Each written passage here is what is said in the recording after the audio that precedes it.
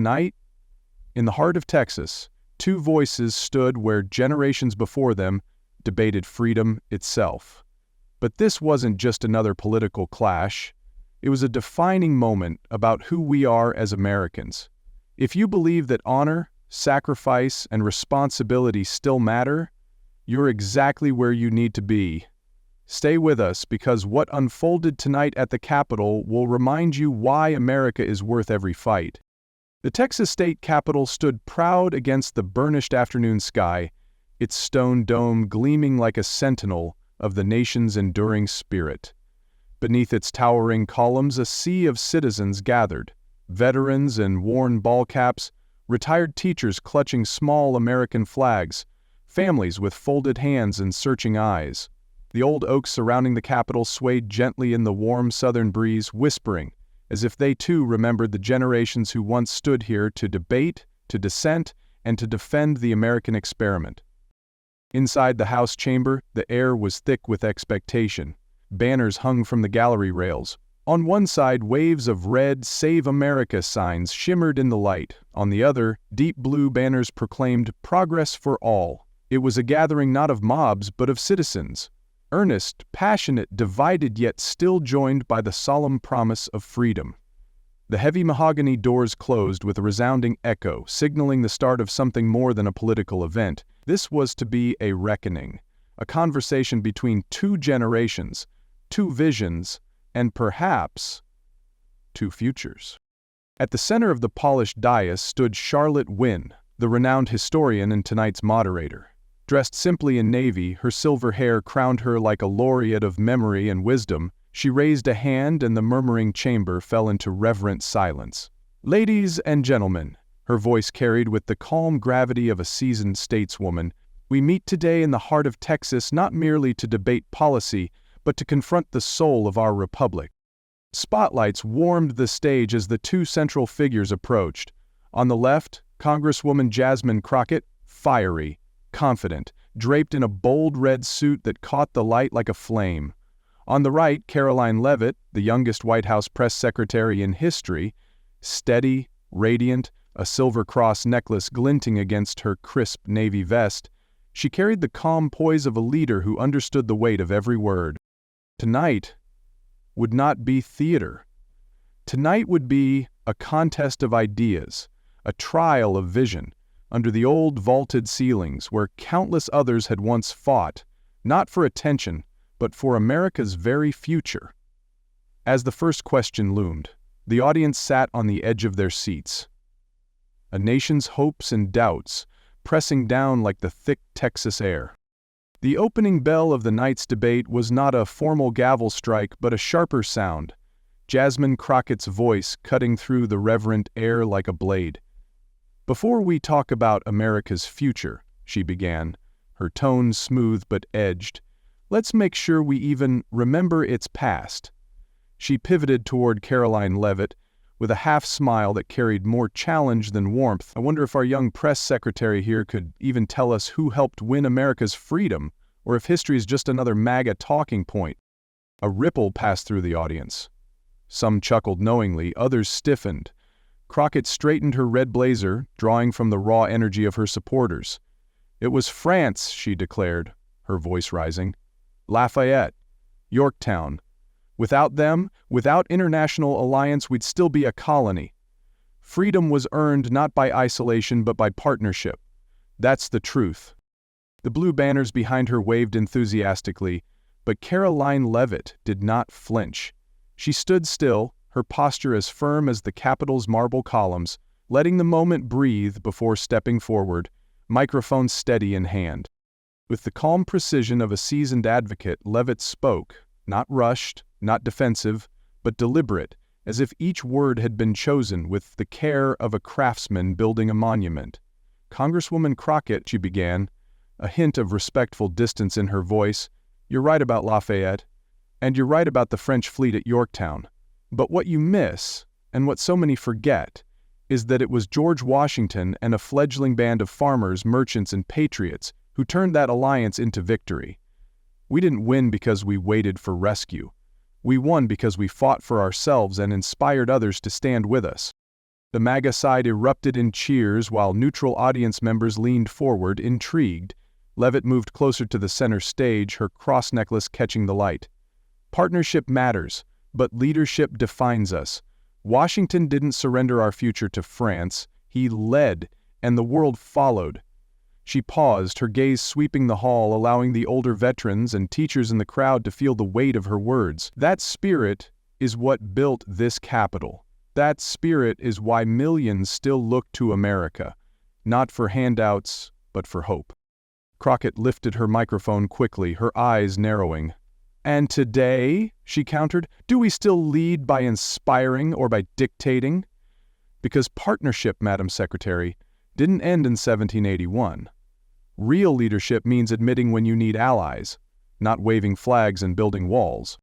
Applause rose from the blue side of the chamber, strong and defiant. But there was a slight hesitation now, an awareness that the ground between them was not so easily claimed. Leavitt's smile remained serene, almost challenging. "Leadership isn't about apologizing for existing," she said, voice steady. "It's about standing so firmly for your principles that others are drawn to join you. Washington didn't apologize for America's fight for independence. Lincoln didn't apologize for preserving the Union. Reagan didn't apologize for standing against tyranny. And we shouldn't apologize for protecting American values today." For a moment, the chamber stood still, heavy with history and expectation. Then, from the back rows, a group of veterans stood and saluted, a quiet but thunderous gesture. It rippled through the room more powerfully than any chant. Crockett, sensing the shift, regrouped. "Protecting values shouldn't mean erasing our sins," she said, softer now but no less firm.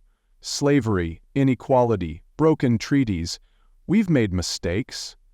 Real patriotism means confronting them, not hiding behind nostalgia." Leavitt met her gaze squarely.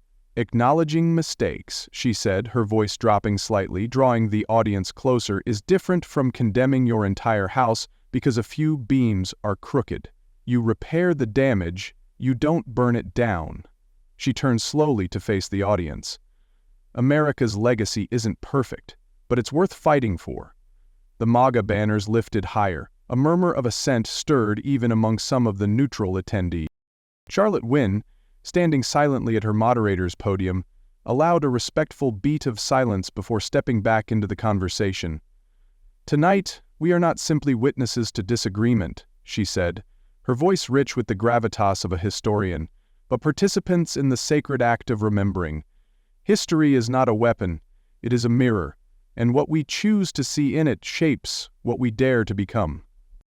With that, she gestured toward the next topic card resting on her podium. The words "immigration" and "the American dream" gleaming under the warm Capitol lights. The first shots had been fired. Neither side would retreat easily. The solemnity of the history debate lingered in the chamber as Charlotte Wynne, ever the patient guide, shifted the evening forward. "And now," she intoned, her voice resonant, "we turn to a question that touches every community, every home. The meaning of immigration to the American dream." Her hand brushed the podium gently, as if acknowledging the weight of the issue. "Congresswoman Crockett, you may begin." Jasmine Crockett moved swiftly to the front of the stage, the crimson folds of her jacket catching the spotlight like a signal flare. She held the microphone with two hands, steady but impassioned. "America's greatness has always been its openness," she declared, her voice ringing with conviction. "From Ellis Island to the border towns of Texas, it's the dreamers, the oppressed, the seekers of freedom who made this nation thrive. Immigration isn't a threat to America's future. It is America's future." The blue side of the chamber erupted in applause. Crockett pressed forward, sensing momentum. "My own district," she continued, "has been shaped by immigrants, teachers, nurses, business owners who work hard, raise families, and embody the American spirit better than many who were born here." She paused, locking eyes with Karoline Leavitt. Taking the headies off, she continued, "I found my family. I helped educate their children, and yet today, walls are going up, families are being torn apart, Children are sleeping under foil blankets, detained, treated like criminals, for the simple act of seeking a better life. A murmur of sympathy rippled through the neutral audience members. Crockett's voice softened, drawing them closer. "We cannot turn compassion into a crime," she said. "Not if we wish to call ourselves the land of the free." She stepped back, her shoulders squared, leaving the words to hang heavy in the air. Karoline Leavitt waited a beat before stepping forward, her platinum hair shining under the chandeliers, her cross necklace catching the light like a steady beacon. She raised the microphone with a calm hand, letting the audience settle before speaking. "No one," she began, voice low but firm, "disputes the bravery of those who seek freedom. No one questions the contribution immigrants have made to this country. My own family's story isn't far removed from those same hopes."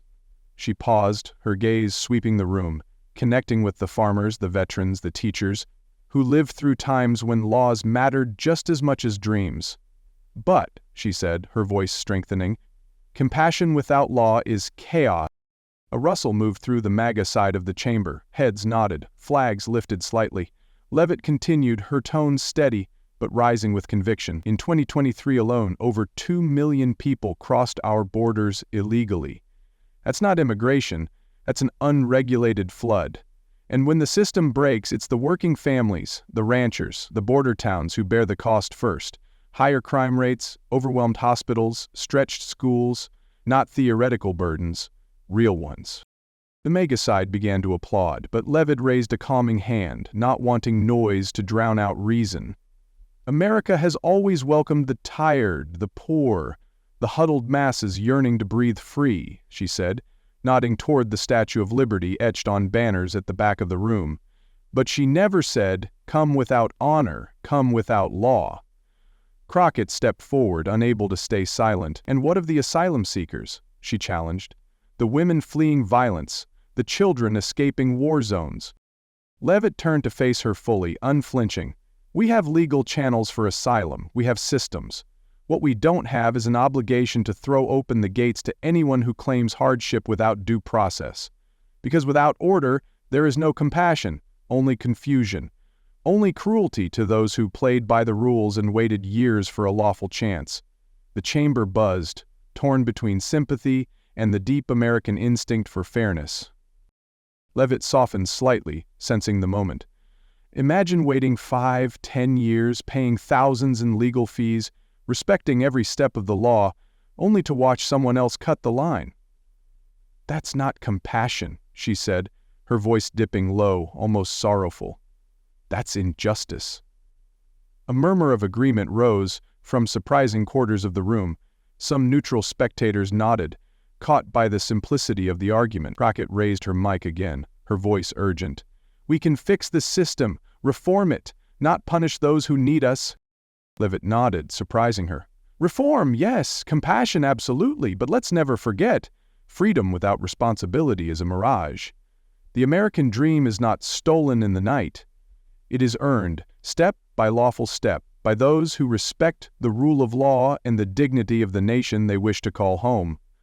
The red side of the chamber surged to their feet, applause echoing beneath the soaring ceilings. Even a few neutral audience members rose quietly, as if moved by something older than politics, something rooted in the memory of their own ancestors who had once stood at checkpoints, visas in hand, hearts full of hope.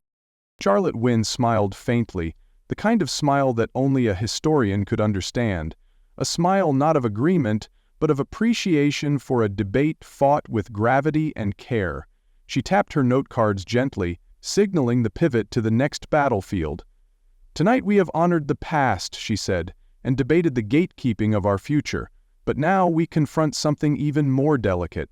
How do we guard the soul of democracy itself in the age of censorship and division?" The spotlight shifted subtly, and the next contest loomed, free speech. The chamber shifted restlessly as Charlotte Wynne adjusted her glasses, her expression somber. "Freedom of speech," she announced, "is the foundation upon which all other freedoms rest. But in a time of misinformation, cancel culture, and social media censorship, how do we protect both truth and liberty?" She paused, letting the gravity of her words settle. "Congresswoman Crockett, the floor is yours." Jasmine Crockett stepped forward, her heels striking the polished floor like quiet drumbeats. She held the microphone with practiced confidence. "Free speech is the lifeblood of democracy," she began, her voice carrying clearly through the historic chamber. "But freedom without responsibility is dangerous. We have seen what lies, spread under the banner of free speech, can do to this nation. January 6th taught us that." A ripple of approval moved through the progressive side of the audience. Crockett pressed forward, energized. "Misinformation about elections, about public health, about immigration, these are not harmless opinions. They have consequences. People die. Democracy frays. If we do not act to curb disinformation, we are complicit in its damage." Leavitt watched calmly, her expression unreadable as Crockett gathered momentum. "We must draw a line," Crockett continued, her hand slicing the air. "There is a difference between free expression and deliberate deception. Platforms that amplify lies should be held accountable. Freedom without fact is chaos disguised as liberty." Applause rolled through the blue side of the chamber. Crockett lifted her chin slightly, savoring the moment, then turned back to Leavitt with a sharp, almost challenging smile. Karoline Leavitt waited until the noise ebbed. Then she stepped forward, her demeanor composed, her cross necklace catching the light once again. "Congresswoman Crockett is right about one thing," Leavitt said, her voice low but gaining strength with each word. "Words have power. Lies have consequences. But censorship has greater ones." She paused, letting that statement land like a thunderclap. "The beauty and the burden of a free nation is that we allow even wrong ideas to be spoken," Leavitt continued. "Because the moment you grant the government, or a corporation, or a political movement the power to silence one opinion, you've given them the power to silence any opinion." The red side of the audience erupted in cheers. Even some neutral spectators leaned in, their faces thoughtful. Leavitt's voice sharpened, gaining a steely edge. In 2024 alone, over 10,000 conservative accounts were banned across social media platforms, not for inciting violence, not for threats, but for questioning narratives, for daring to think differently. She turned slightly, addressing not just Crockett but the entire chamber. "That's not democracy. That's digital book burning." The MAGA side roared again, and this time the sound seemed to shake the very foundations of the hall. Crockett raised her microphone quickly, fighting to reclaim ground. "Questioning narratives is one thing," she fired back. "Promoting falsehoods that threaten public safety is another. Should we allow people to scream fire in a crowded theater when there's no fire?" Leavitt nodded respectfully. "We have laws against direct harm, incitement, threats. Those are criminal acts, and they should be prosecuted." She stepped closer to the center of the stage, her presence magnetic. "But disagreeing with the mainstream, questioning the government, that's not violence. That's..." The veterans in the audience stirred visibly. Some stood. A quiet but unmistakable movement of solidarity spread among the older citizens who remembered censorship in darker times. Leavitt pressed forward, her voice dropping to a quieter, more intimate tone. "Freedom isn't comfortable. It's messy, it's painful, but it's essential.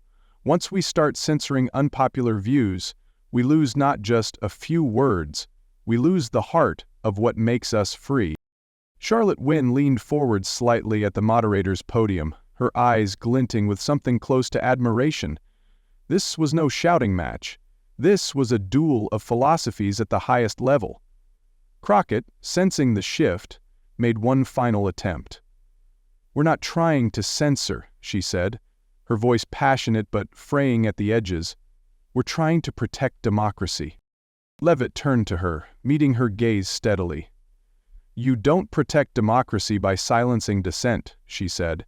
"You protect it by debating it, by confronting it, by allowing every voice, especially the ones you hate, to be heard and challenged in the light of day."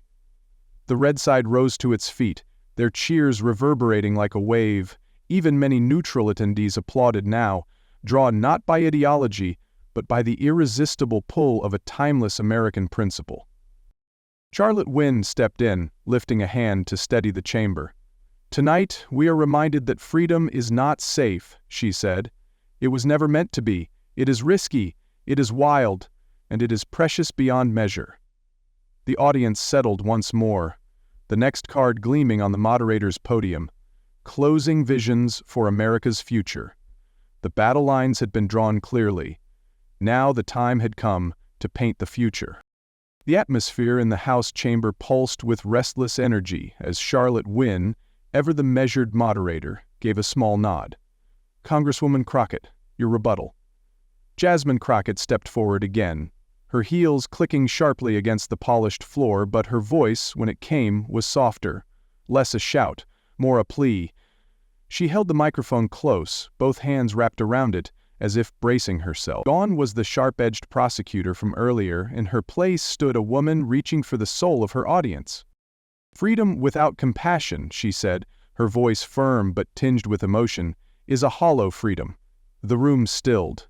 Even the MAGA banners lowered slightly, the audience instinctively leaning in. "My grandfather," Crockett continued, "came to this country with nothing but hope, and the name of a distant cousin in Dallas. He didn't speak English.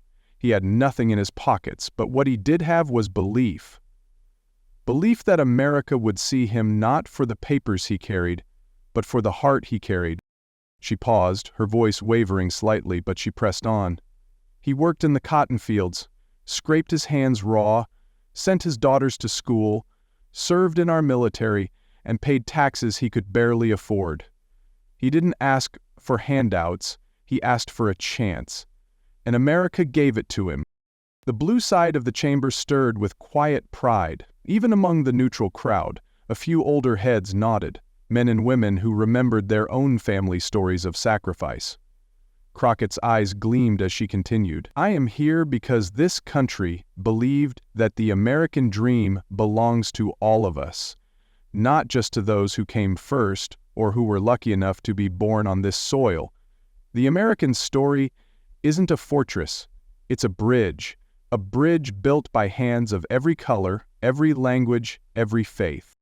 A soft ripple of applause rose and faded, respectful but restrained. Karoline Leavitt watched her carefully, acknowledging the sincerity but standing firm, waiting her turn. Crockett, sensing the weight of the moment, pressed harder. "Yes, laws matter," she said, nodding toward Leavitt. "Yes, borders matter. But so does humanity. If we forget the faces at the gates, if we turn compassion into suspicion, then we are not protecting America, we are abandoning her." Her voice rose slightly, strong again, trembling with conviction. "We cannot claim to be the land of the free while slamming the door on freedom seekers. We cannot hoist the flag of liberty and ignore the cries for help at our borders." The progressive side applauded louder now, a swelling current of affirmation. Crockett's hands tightened around the microphone. She had recaptured a piece of the room, and she knew it. She turned slightly, addressing not just the audience, but Karoline Leavitt herself. "Madam Secretary," she said, her tone respectful but challenging, "you speak of law, and I respect the need for order, but law without love is tyranny. A nation without empathy is a nation adrift." For a moment, even the MAGA side fell silent, caught, not persuaded necessarily, but respectful of the raw truth in her voice. Crockett lowered the microphone slowly, stepping back, breathing hard but standing tall. Charlotte Wynne allowed the silence to breathe, a master storyteller knowing that sometimes the stillness said more than applause. Finally, her voice broke through, low and steady. "Thank you, Congresswoman Crockett," she said, nodding solemnly. "In a nation built on dreams and duty, perhaps both compassion and law deserve their place at the table." She turned toward Karoline Leavitt, whose eyes flashed not with contempt, but with renewed determination. The room had shifted, but it had not decided. Emotion had re-entered the field, but the battle for reason and leadership was far from over. And as the Capitol lights burned brighter against the gathering twilight, the duel of visions was about to reach its fiercest point. Karoline Leavitt remained still for a moment after Jasmine Crockett's heartfelt appeal, letting the echoes of family sacrifice and emotional conviction linger in the chamber. She didn't rush to respond. She simply stood there, her hands lightly resting on the microphone, her cross necklace catching the fading golden light streaming through the Capitol's high windows. When she finally stepped forward, there was no dramatic flourish, only the steady presence of someone who understood the weight of history and the burden of leadership. "Congressman Crockett," Leavitt began, her voice clear but gentle, "your story is powerful, and your grandfather's journey is exactly the kind of story that makes America the most exceptional nation in human history." A murmur of respectful assent crossed both sides of the audience. "But here's the truth," Leavitt continued, her voice gaining quiet strength. "Your grandfather didn't come here by breaking laws. He didn't demand entrance by chaos. He waited, he worked, he respected the promise of America, the promise that freedom is for those willing to sacrifice, to contribute, to build, not by storming gates, but by earning a place at the table." She let the words settle, not as an accusation, but as a reminder. The veterans in the audience nodded gravely. Several older spectators exchanged glances, recognizing in Leavitt's words the hard-earned experiences of their own families. Leavitt moved slowly across the stage now, her voice rising, not in volume, but in certainty. "When we allow illegal crossings without consequence, when we ignore the very laws that protect the weak and reward the strong, we aren't honoring the American dream, we are cheapening it." She stopped center stage, locking eyes with Crockett, and with the audience beyond. "Compassion without boundaries," she said, pausing deliberately, "is not compassion at all. It's an invitation to lawlessness. It's a betrayal to every immigrant who waited years, filed the papers, paid the dues, and asked nothing but for a fair chance." Applause rippled through the MAGA side of the chamber, but now even many neutral attendees leaned forward, their faces serious, their expressions thoughtful. Leavitt didn't relent. "In 2023, we had more than 2 million illegal crossings at our southern border," she said, citing numbers without hesitation. "Fentanyl pouring into communities, criminal cartels exploiting open routes, ranchers in Texas, your fellow citizens, finding bodies on their land, property destroyed, lives endangered." Her voice didn't tremble with anger. It resonated with duty. "This isn't a political slogan," she said. "This is real. This is happening right now. And if we are going to talk about love for America, we have to start with protecting her first." The chamber buzzed, the tension thick enough to taste. Leavitt pressed the advantage. She raised a hand, not to silence, but to lift the conversation. "I believe in the American dream," she said, softer now. "But dreams don't survive in broken homes. A nation without laws is a house without walls, and a house without walls cannot shelter anyone, neither citizen nor newcomer." Her eyes swept the audience, lingering briefly on the veterans, the teachers, the parents sitting near the front rows. "We owe it to our ancestors, to our families, to the ones who came before and the ones still to come, to defend the rule of law, to reform the system with honor, not tear it down in a fit of misplaced guilt." There was a rumble of agreement now, stronger, broader. Crockett stood firm, but a flicker of uncertainty crossed her eyes, a recognition that Leavitt had reframed the argument not as cold-heartedness, but as stewardship, as responsibility rooted in love for country. Leavitt wasn't done. "And let's talk about compassion," she continued, pivoting seamlessly. "Real compassion isn't abandoning the vulnerable to dangerous coyotes and open deserts. Real compassion is building a lawful, orderly immigration system that welcomes those who follow the path, protects the innocent, and stands firm against the predators who exploit chaos." The neutral audience was now visibly shifting toward her side, not because Leavitt shouted louder, but because she stood taller, more rooted, offering a vision anchored in action and dignity. Charlotte Wynne, sensing the turning tide, gave a small, approving nod. Leavitt stepped forward one last time, her voice low and powerful. "I will never apologize for defending America's borders. I will never apologize for defending her laws, because in doing so I am defending her heart. the very promise that drew my own ancestors here, with nothing but faith in the future. The applause came not like a sudden wave but like a rising tide, strong, deliberate, relentless. From the MAGA side, certainly. But from the center too. Even from pockets of the blue side where individuals stood in silent respect. Crockett's face tightened, but she remained poised, professional. She nodded slightly, acknowledging the force of what had just unfolded. Charlotte Wynne raised her hand, bringing the chamber back to a simmer.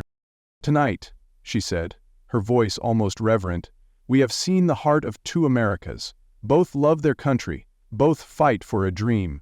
But one demands compassion without borders, and the other insists that compassion must be guarded by responsibility." The Capitol lights glowed warmly against the deepening twilight outside, and now it was time to ask the final question: what future do they offer America? The weight of the evening hung heavy in the air as Charlotte Wynne returned to the center of the stage, her voice lowered to a tone of almost sacred reverence. "We've heard the heart of history. We've wrestled with the demands of immigration. We've stood at the crossroads of free speech. Now, we turn to the most important question of all. What future do we as Americans choose to build?" The chamber held its breath. Jasmine Crockett stepped forward first, her red jacket like a beacon under the high vaulted ceilings. She lifted the microphone with a steady hand, though the flicker of fatigue around her eyes betrayed the toll of the evening. "My vision of America," she began, her voice carrying the earnest urgency of a true believer, "is a nation that leads with its heart, a nation that remembers its immigrant roots, embraces the diversity that strengthens us, and protects the right of every child, no matter where they are born, to dream without fear." Her supporters nodded vigorously, blue banners waving once more. "We must confront injustice," Crockett continued. "We must reform systems that leave too many behind. America's best days are not a memory. They are still ahead of us, if we have the courage to welcome, to heal, to change." There was sincerity in her voice, and the audience could feel it. A final rallying cry built in the chamber, a plea not for division, but for unity through compassion. Crockett stepped back, lowering her microphone with quiet determination, her eyes gleaming with the fire of belief. Charlotte Wynne gave a respectful nod before turning toward Karoline Leavitt. Leavitt approached with a calm, composed presence, the cross around her neck glinting softly, her platinum hair lit like a halo beneath the chandeliers. She paused briefly before speaking, as if measuring the importance of what she was about to say. "My vision of America," she said, her voice low but ringing with quiet authority, "is a nation that remembers who it is, a nation that guards its laws as fiercely as its compassion, a nation where freedom is not bought cheaply by slogans but preserved daily by sacrifice, responsibility, and honor." The MAGA side of the audience stirred, but Leavitt didn't rush. "I believe in a country that welcomes immigrants, but through gates, not broken fences.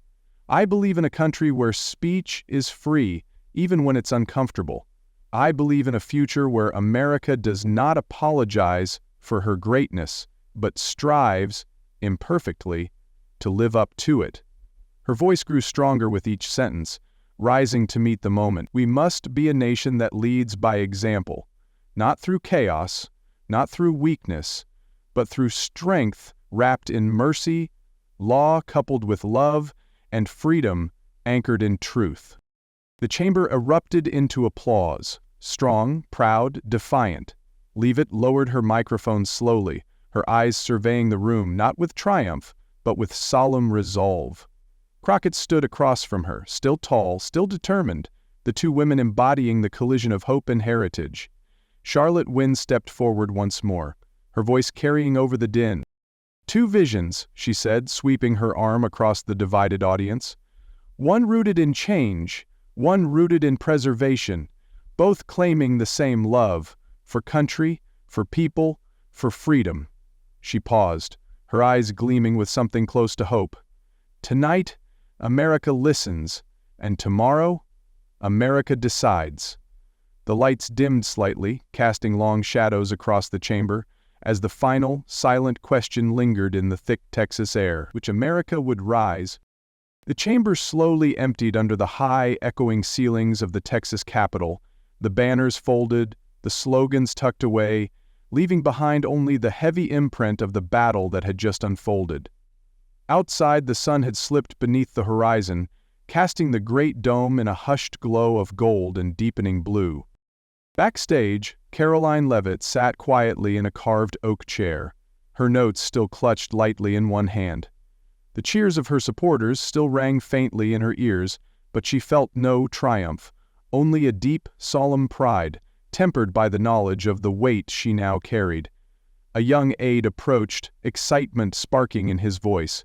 "Madam Secretary, you were brilliant. The polls are already shifting." Leavitt smiled faintly, a flash of gratitude passing through her eyes, but she raised a hand gently. "It's not about the polls," she said, her voice low. "It's about reminding them why America matters." She turned her face toward the towering windows where the stars had begun to prick the velvet sky. In that moment, she wasn't just the youngest press secretary in history, she was a steward of a legacy far greater than any one night's victory. Across the hall, in a quieter corner, shadowed by the heavy velvet drapes, Jasmine Crockett stood with her advisors, her arms folded tightly across her chest. Her expression was calm, but her jaw was set in a tight, unreadable line.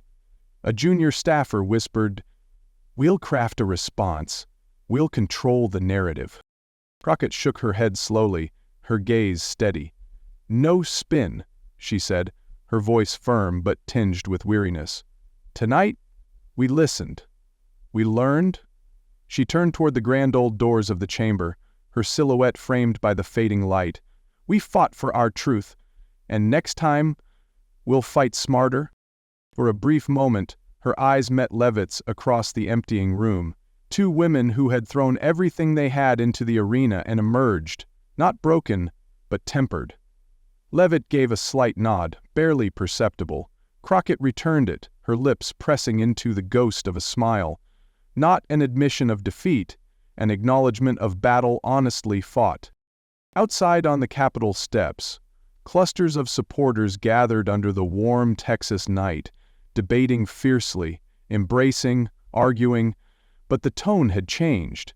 There was passion, yes, but also a strange, lingering respect, a recognition that tonight had not been a shouting match, it had been a true American debate. As Karoline Leavitt stepped into the open air, flashbulbs flared and reporters surged forward. A microphone was thrust toward her face. "Secretary Leavitt, how do you feel about your performance tonight?" She paused, searching for the right words. "I didn't come here to win a fight," she said at last. "I came here to win back a conversation." The cameras clicked, the crowd murmured, and across America millions watched not just a young woman ascend, but a torch being passed to a new generation, one that still believed in duty, sacrifice, and the never-ending work of preserving freedom. Meanwhile, Jasmine Crockett slipped out a side door, her head held high, her heart heavy but unbroken. As she walked beneath the ancient oaks that lined the Capitol grounds, she whispered quietly to herself, almost like a vow, "This isn't over, not for me, not for the America I believe in." Above them both, the Texas stars burned cold and clear, bearing silent witness to a democracy still alive, still struggling, still worth every fight. The Texas Capitol stood silent under the starlit sky, its dome illuminated like a guardian watching over the land it had long served. The echoes of the night's debate had faded, but the weight of the words spoken still lingered, woven into the very stone, carried on the night breeze like a solemn hymn. Inside, the grand chamber was empty now, save for the lingering scent of polished wood and history. But across America, living rooms buzzed with quiet conversations sparked by what had unfolded. Two visions, two voices, and one enduring question: what does it mean to be an American today? It was not a night of easy answers, nor should it have been. True democracy, as every generation must relearn, is not forged in certainty or in comfort. It is forged in the clash of ideas, in the uncomfortable tension between compassion and responsibility, between memory and ambition. It is forged when citizens sit not just to cheer for their side, but to listen and to weigh with heavy hearts what future they will leave behind for those yet to come. Karoline Leavitt and Jasmine Crockett, so different in style and spirit, had stood tonight as living proof that America's greatness is not found in uniformity, but in struggle, in the battle of ideas, in the willingness to fight and to remain standing afterward, bruised perhaps, but unbowed. As the last of the Capitol lights dimmed, a single thought remained like a thread stitched into the very soul of the nation. Freedom is not a trophy to be admired, it is a duty to be carried. And tonight, in the heart of Texas, that duty had been honored. In a divided nation, true leadership is not measured by who shouts the loudest, but by who stands firm with dignity, clarity, and compassion. Karoline Leavitt and Jasmine Crockett reminded us that America's strength lies not in silencing opposing voices, but in confronting them with respect and courage. Freedom demands both passion and restraint, compassion and law. The soul of a nation is preserved not through easy victories, but through the hard, necessary work of protecting its founding principles, generation after generation. Democracy endures because we choose, again and again, to carry its weight with honor.